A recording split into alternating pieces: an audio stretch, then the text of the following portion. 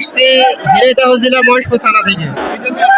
আমি আসছি জামাত ইসলামের মিটিংয়ে, যেটা ইসলাম প্রতিষ্ঠিত করার জন্য। আজকে সমাবেশ অনেক ভালো লাগছে আমাদেরকে। মানুষ প্রচুর মানুষ, এখানে মানে অতুলনীয়, দেখতে অনেক ভালো লাগছে আমাদেরকে।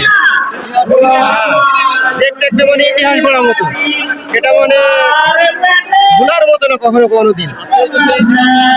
হ্যাঁ হ্যাঁ ইনশাআল্লাহ।